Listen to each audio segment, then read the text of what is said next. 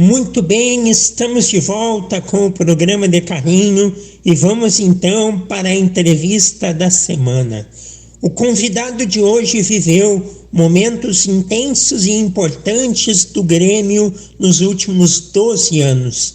Períodos emblemáticos, inclusive.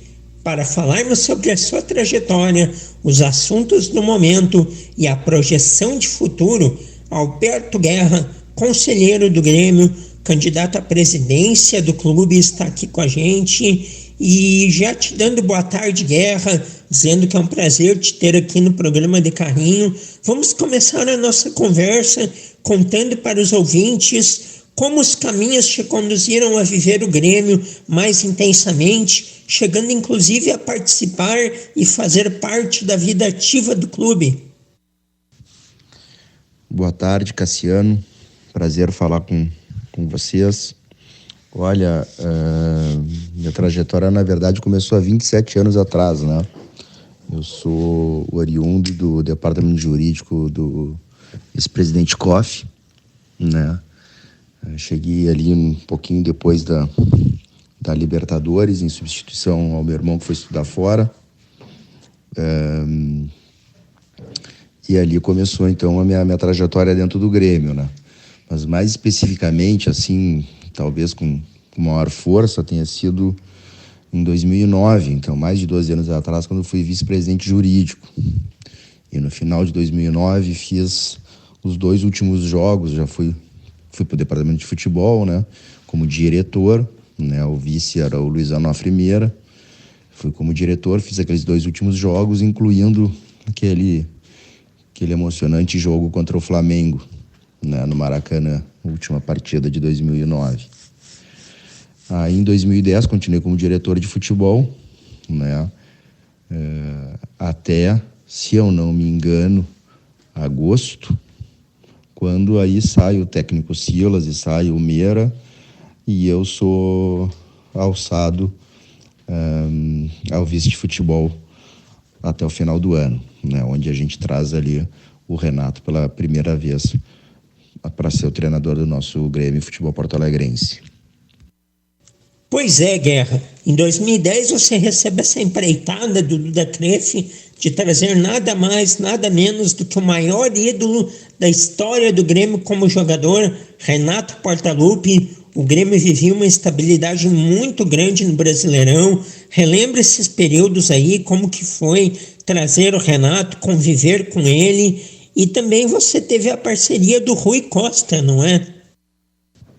Cassiano, como eu já estava até um pouco antecipei na resposta, né, anterior, quando o técnico Silas é demitido e o Meira também acaba saindo do futebol, ali dentro do vestiário mesmo, naquela partida contra o Fluminense, nós perdemos no Olímpico de 2-1 com grande atuação do Emerson Sheik.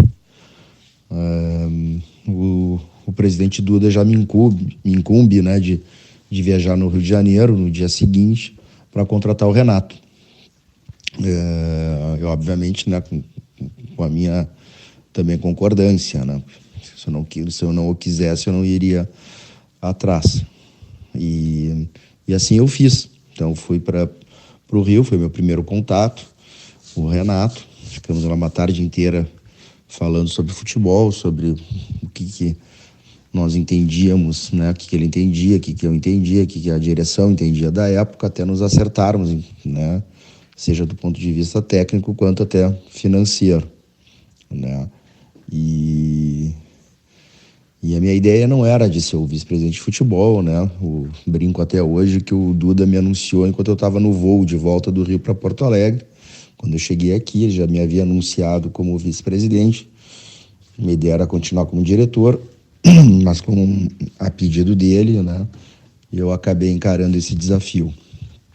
E aí, alguns dias depois, né, eu precisava de um auxílio.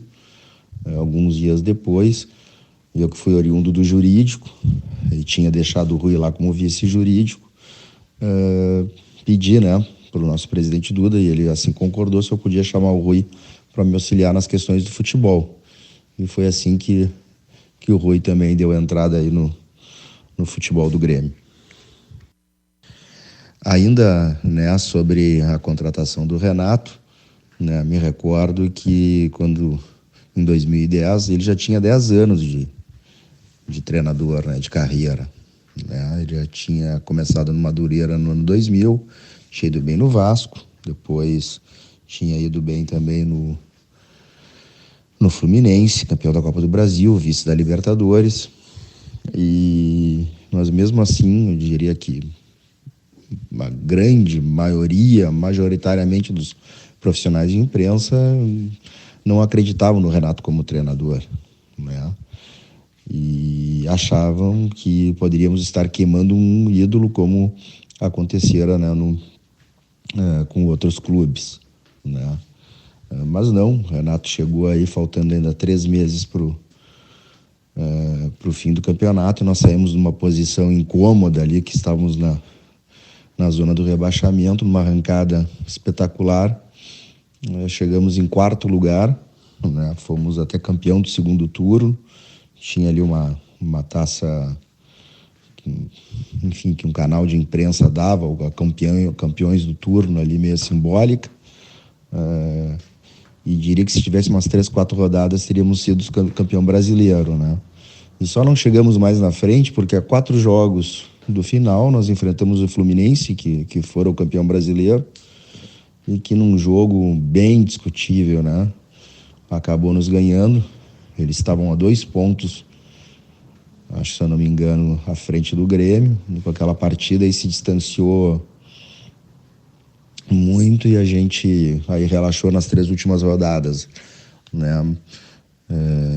Mas se ali tivéssemos ganhos, teríamos ultrapassado 1 ponto, algo assim. Estávamos muito próximos, mas a arbitragem ali foi fundamental para que o Fluminense, né, aumentasse e tirasse uma vantagem difícil de buscar nos 3 últimos jogos. Aí, então acabamos ficando com a 4ª colocação, né? E que graças a um jogo da Sul-Americana, onde o Goiás, né, perde a final para o Independiente, aí sobra essa vaga para o Brasil aí, e nós, com a 4ª colocação, entramos na Libertadores de 2011. Pois é, naquele Brasileiro de 2010, o Grêmio faz 42 pontos no 2º turno, termina com 3-0 sobre o Botafogo no Olímpico, consegue a 4ª posição e fica 3 dias depois secando o Goiás, de Rafael Moura na época, contra o Independiente da Argentina. O Independiente é campeão e o Grêmio consegue entrar na Libertadores de 2011. Bom, termina 2010. Você sai do Grêmio e volta em 2016. Em 2010 sai por conta da mudança de presidente. O técnico em 2016 era Roger Machado, um trabalho que vinha muito bem. O que mudou no clube nesse intervalo de 6 anos e quais as diferenças do trabalho que se executava em 2010? Exatamente. Então, final de 2010, com a troca da presidência, eu me afasto, né, do Grêmio, até porque convivi 2 anos intensamente o Grêmio em 2009 e 2010 e tinha prometido para a família agora me afastar, né? Apesar dos convites de 2011, 2012, 2013, 14 e 15, eu me manti aí fora do Grêmio e fui aceitar em 2016, né? Porque entendia que o Grêmio estava precisando mesmo da minha ajuda. Me recordo que o Marcelo Groy deu uma entrevista, né, falando que talvez tenha sido a maior crise que ele estava vivendo no Grêmio. Isso que ele participou lá né, como jogador ali da subida lá de 2005 para a primeira divisão, né? O Grêmio tinha perdido um gauchão desclassificado, né, na semifinal para o Juventude, tinha saído da Libertadores para o Rosário Central, né? Uma época que estava jogando pipoca no Luan, no ônibus, muito tenso mesmo, né? Uma época assim bem pesada.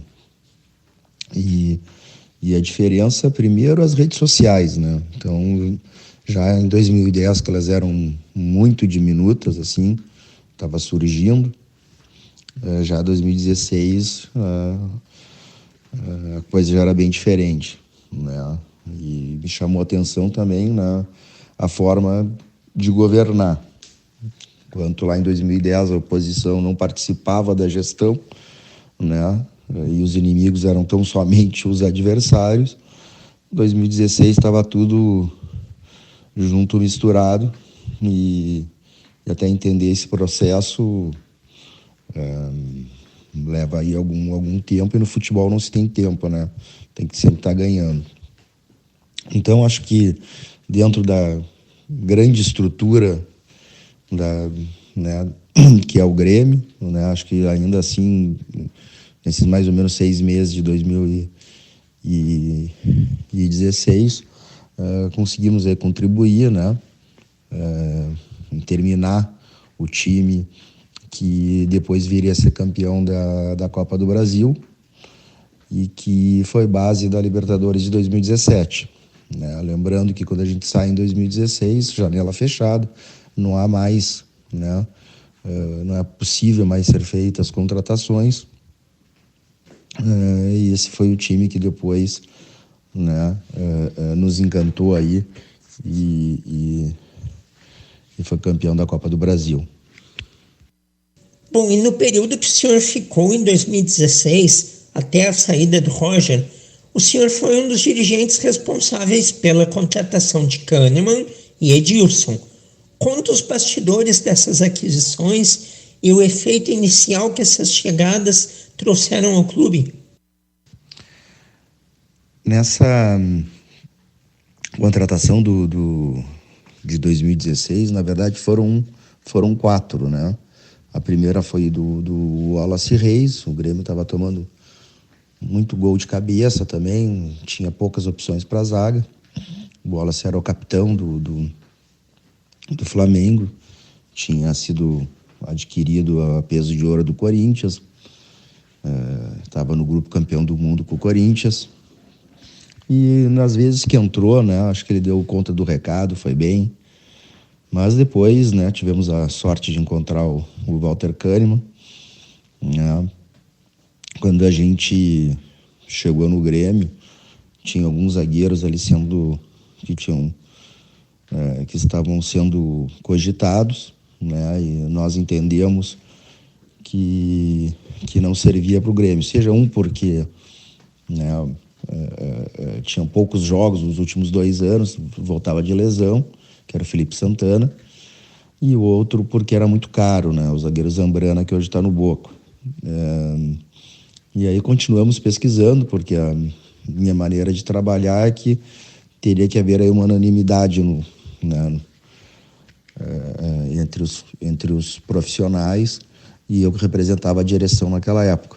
Até que chegamos no nome do Walter Kahneman, vimos um vídeo dele, me lembro eu e o Alexandre Rolim, que era um dos diretores, onde ele já contei essa história diversas vezes, né? Ele se atira de cabeça numa bola quase no chão, e o atacante vem com o pé e os dois caem. Eu me imagino que o Kahneman morreu no lance, né? Porque foi de cabeça no pé do atacante, mas o que acontece é o contrário, né? O Kahneman levanta e o zagueiro fica no chão com a mão no pé, né, chorando de dor, e eu olho para o Rolim e digo, olha, é esse o nosso zagueiro. E obviamente, né, isso se encaixou no custo, né? Foi um zagueiro, não dá para dizer barato, mas que cabia no bolso do Grêmio, com um salário na época bem compatível, então fechou todas, né, como se diz. Aí teve a oportunidade de trazer o Edilson. O Edilson, eu já tinha contratado ele em 2010, já o conhecia. Ele ainda era um menino, mas 6 anos depois ele já estava um homem feito e campeão brasileiro pelo Corinthians no ano anterior, 2015, onde ele jogou um turno inteiro, né, porque o Fagner havia se lesionado. E ele queria muito voltar para Porto Alegre, estava com um problema de família e sabia que precisava jogar bem para se manter aqui, porque ele, né, a esposa dele é gaúcha, precisava estar aqui. Então ele veio com esse espírito e deu para ver, né, o quanto ele se doou, né, naqueles anos de 16 e 17. E por fim, ainda uma brincadeira, né, para não falar só de louros, né, trouxemos o Negueba também, mas que, na verdade, a vinda dele possibilitou a saída do Edinho também, do volante que o Coritiba queria. Então, essa foi também uma das 4 contratações feitas lá em 2016. Legal que a gente não fala apenas de quem fez sucesso, não é, doutor Guerra? Eu até citei aí para o senhor 2 jogadores que viraram ídolos, que são o Edilson e o Kahneman, e o senhor lembra aí do Wallace Reis, que até não foi tão mal, mas também não se destacou, e o Negueba, esse sim não foi bem, ele veio aí com a alcunha de ser o substituto do Juliano, uma tentativa que acabou não dando certo. E em 2018, o senhor novamente retorna ao Grêmio, auxiliando o Duda no futebol, já era um Grêmio campeão e com uma autoestima elevada. Quais as diferenças possíveis de perceber agora de ambiente para o que existia em 2016? Cassiano, em 2018 eu volto para o futebol como diretor, né? Minha missão é tão somente cuidar do vestiário, né? Já que eu tenho uma boa relação com os jogadores, né? Tenho uma boa relação, né? Uma ótima relação com o Renato, que era o treinador da época. Mas olhando para trás, aí eu, né, poderia dizer hoje que pegamos ali um time realmente de barriga cheia, como se diz, né? Recentemente campeão, e é muito difícil de se manter, né? Nessa mesma posição que é ganhar 2 vezes seguidas o Campeonato da Libertadores, né? São até raríssimos os casos, mas acho que mesmo assim, né, ainda que tenham sido eliminações frustrantes, 18 e 19, né, chegamos a 2 semifinais seguidas de Libertadores e é um papel já bastante digno, né, para um time da grandeza do Grêmio. Com certeza. E na última semana tivemos a surpreendente troca de Roger por Renato Portaluppi novamente. Do que você acompanhou nas suas 2 passagens anteriores, quais as diferenças de Renato Portaluppi de 2010 para o de 2018 e 2019? Cassiano, realmente nos surpreendeu aí na última semana a troca do Roger pelo Renato, né? Mais uma vez a saída de um e a chegada do outro, né? Os 2 são excelentes treinadores, os 2 sabem o que fazem quando estão ali exercendo sua atividade. Os 2, cada um tem o seu estilo, né? A mesma coisa funciona aí para jogador, né? Temos centroavantes, ou atacantes, ou laterais, ou goleiros, né? São 2 excelentes treinadores com estilos diferentes. O Roger, nitidamente mais catedrático, né? Mais estudioso dentro das 4 linhas, mas isso não quer dizer que o Renato não seja também, né? Estudioso, que não se preocupe com as questões técnicas, mas que também, sabidamente, tem uma atuação talvez um pouco mais forte aí na questão fora das 4 linhas, né? Que é tão importante quanto as questões de dentro das 4 linhas. Então agora é agradecer o trabalho que o Roger fez. Acho que o Grêmio, apesar de não ter tido grandes desempenhos, iria subir de certa forma tranquila, e esperar aí que o Renato, assim como todas as passagens que ele teve pelo Grêmio, conseguiu fazer o time jogar, e conseguiu a mobilização da torcida, que é importante também, e trazer um pouco de felicidade, de alegria na hora de a gente ver o nosso Grêmio do coração. no fim de 2019, o senhor e o Duda saíram do futebol.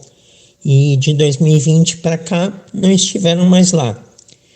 Você conhece bem o Renato, conhece bem o Grêmio, conhece bem diferentes períodos vividos no vestiário. Naquele final de 2019, existia um jogo simbólico. Flamengo 5, Grêmio 0. Naquele momento muito marcante, pois eram os dois grandes times do país na época, não poderia ter tido uma diferença técnica tão grande, apesar de que o Flamengo já era reconhecidamente melhor. A gente vai chegar no momento de agora, mas antes disso, era possível ver que algo não vinha bem? Aquele 5-0 foi um indicativo? Esse jogo do Flamengo são aqueles, vamos dizer assim, acidentes que acontecem, né? Infelizmente no futebol vamos ter isso, né? Não que fosse imerecida a classificação do Flamengo, acho que foi muito merecida, era mais time, mas o 5-0 talvez possa ser explicado por uma série de razões, né? O Grêmio não vinha bem, o Grêmio teve uma série de desfalques por lesão, né? Me lembro do Jean-Pierre, me lembro que jogamos com o Paulo Miranda na lateral direita, improvisado, né? Estávamos ali, acho, ainda na escolha de qual seria o melhor goleiro, e já, né, era um time que já demonstrava, apesar de alguns bons resultados, estarmos numa semifinal de Libertadores, de termos eliminado o Palmeiras, o grande Palmeiras na fase anterior em São Paulo, né, já dava alguns sinais de que não tinha mais aquele desempenho de outrora, né? Mas a gente costumava dizer, né, não era só nós, como todos aqueles que observavam o Grêmio, que era um time que sabia jogar grandes jogos, né? Me recordo bem isso, que se dizia muito na imprensa. Então se esperava que aquele grande jogo o Grêmio se superasse e pudesse trazer uma classificação, uma nova final. Mas por outro lado também, né, a gente viu ali a ascensão de talvez um dos principais times da era moderna, né, que a gente teve aqui no Brasil. Talvez aquele seja um jogo confirmatório de um Flamengo do Jorge Jesus, né, onde já que todas aquelas peças disponíveis jogando no ápice da sua capacidade, né, e quando então juntou, né, todos esses fatores de lesão, já de um time um pouco desgastado, né, com um momento excepcional do adversário, aí deu, né, e que acertou todas as jogadas, né, e que também houveram falhas dos nossos jogadores, que não é usual. Aí aconteceu esse placar elástico aí, mas que, mais uma vez, ressalto, né, chegamos a uma semifinal de Libertadores, isso não é pouca coisa.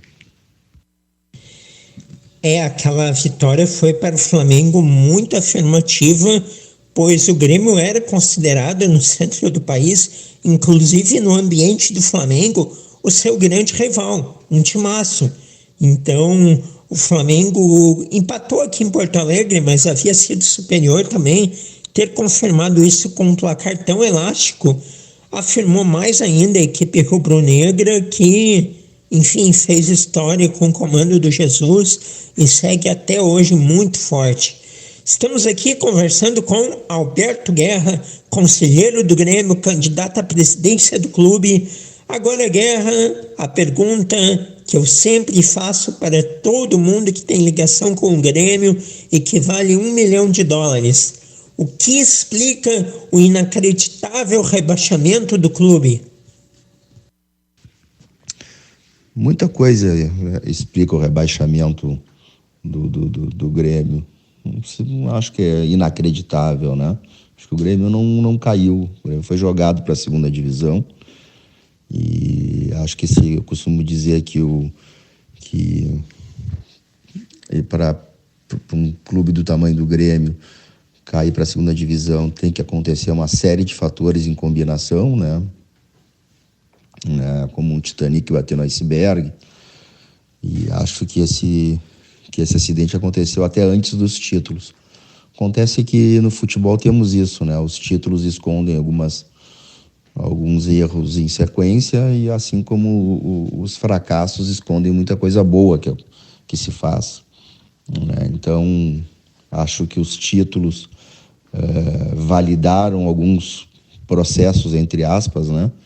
Achando que uma maneira de atuar era o que uma maneira de gerir, de administrar o futebol era a mais correta, quando na verdade o Grêmio ganhou por ter jogadores qualificados, né, já contratados, alguns deles contratados em 2016, como já falamos aqui, ter uma base muito forte naquele momento, né, e um treinador, uma estrela enorme, né, e passou-se a acreditar que tudo que fariam, né, repercutiria positivamente. Aquele time ainda conseguiu, né, 2 semifinais de Libertadores, uma final de Copa do Brasil, né, campeonatos gaúchos, e se desatentou para alguns processos, né, aliás, por não ter processos dentro do departamento de futebol, né, desqualificando fora de campo os profissionais de vestiário, desqualificando infraestrutura, achando que contratando o jogador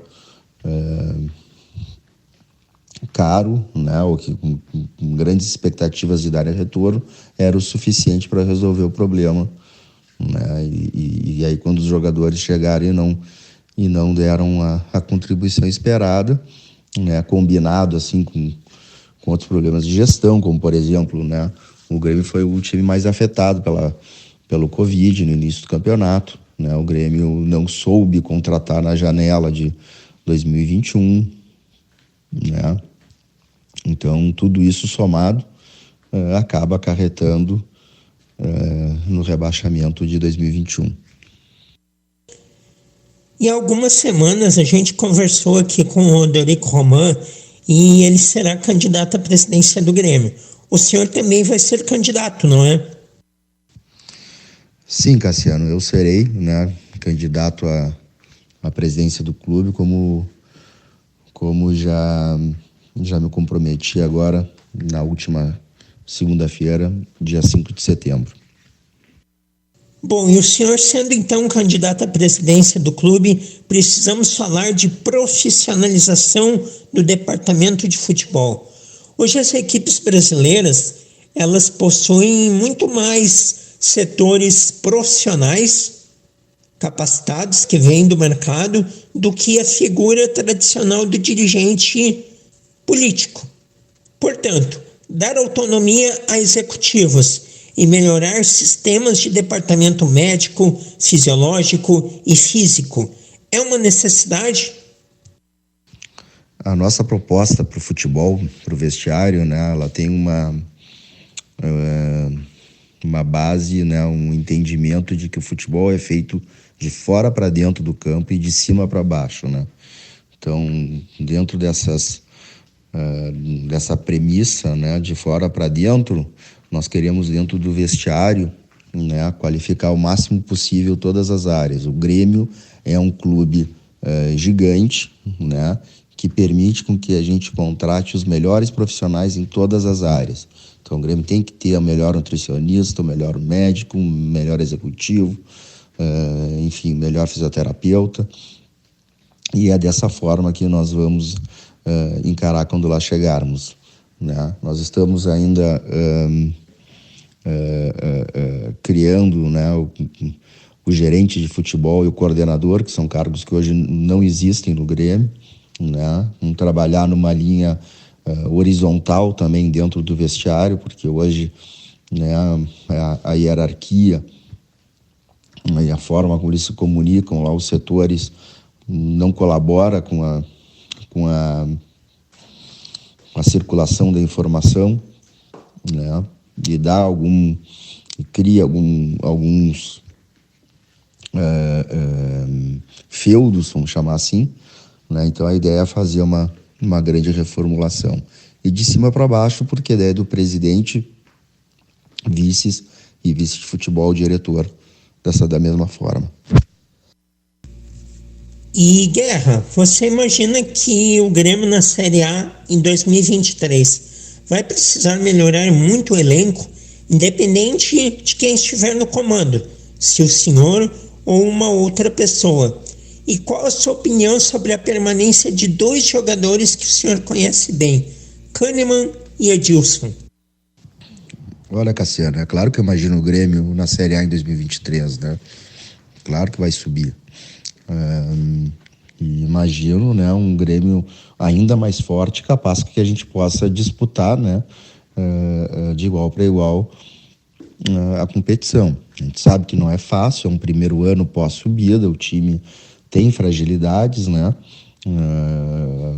Os recursos não são os maiores para contratação, mas com muita sabedoria e criatividade, né? E conhecimento de mercado, que é uma característica nossa, a gente entende que pode fazer um time sim competitivo para o ano que vem. E com relação à tua pergunta sobre os jogadores, em especial o Kahneman e o Edilson, sim, conheço eles bem, como conheço metade daquele elenco, né? Eu acredito sim, né? Especialmente no Kahneman, pela pouca idade que tem ainda, que podemos renovar, como eu já me manifestei nesse sentido, uma vez que se contratar um zagueiro aí que joga metade dele, vai custar caro, né? Vai custar um valor, mais salários, mais comissão, muito próximo do que já custa o Kahneman, que já está aqui adaptado e é um ídolo, né? Com relação ao Edilson, como todos os outros jogadores, nós temos que avaliar, saber da condição deles, saber até da vontade deles, né? Saber a opinião também do treinador, né? Que é muito importante na hora de nós chegarmos a uma decisão, né? de renovação, permanência ou qualquer que seja ela. Pois é, você fala do treinador participar dessa decisão. Em relação a técnico, qual a sua opinião sobre o Grêmio ter substituído Roger por Renato? Foi a melhor decisão e na circunstância adequada?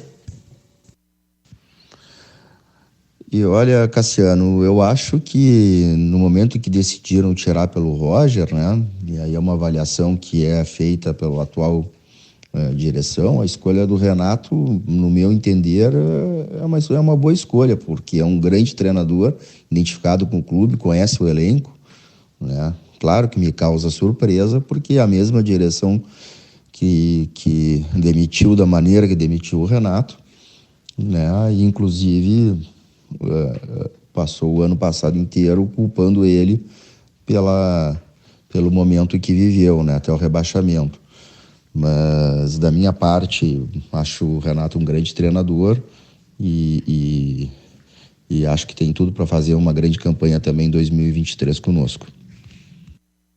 Pois é, então se o senhor for eleito presidente, o técnico da sua preferência em 2023 é o Renato.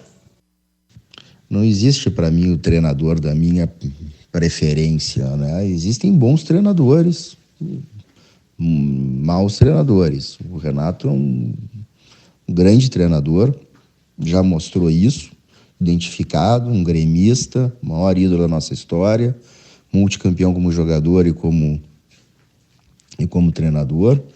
E então por isso ele serve, né? Acho que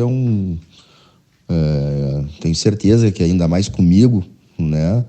A gente tem tudo para poder tirar o melhor dele, o melhor do Grêmio, o melhor dos jogadores e ter um time bem competitivo para 2023, sim. Então tá certo. Alberto Guerra, muito obrigado pela sua participação, por ter aceito o nosso convite. Voltaremos a conversar mais adiante. Grande abraço. E para finalizar, deixa um recado aí para a torcida do Grêmio. Para finalizar, Cassiano, somente te agradecer, né, pela oportunidade de participar aqui do teu programa e dizer aí para o nosso associado gremista, especialmente aqueles que, né, têm a capacidade de votar, que vote aí na nossa chapa do Conselho, Grêmio com o Guerra, para que a gente faça os conselheiros mínimos, né, para que na outra eleição, quando nos candidatarmos à presidência do clube, a gente ultrapasse a cláusula de barreira. Tá? Então fica aqui de novo meu abraço a todos e na esperança aí de que a gente possa construir um Grêmio forte e um time muito competitivo para 2023. Muito bem, Alberto Guerra, conselheiro do Grêmio, candidato à presidência do clube. Primeiramente tem a eleição aí de renovação do conselho, 150 conselheiros neste mês de setembro. Em outubro, o primeiro turno da eleição presidencial no conselho, 20% precisa ter o candidato para passar ao pátio, que é o segundo turno, e o voto do associado. Já conversamos com Alberto Guerra hoje, há algumas semanas, Odorico Roman. Nas próximas semanas falaremos aí com os outros candidatos a presidente do Grêmio. Este foi Alberto Guerra, portanto, e esta a entrevista da semana.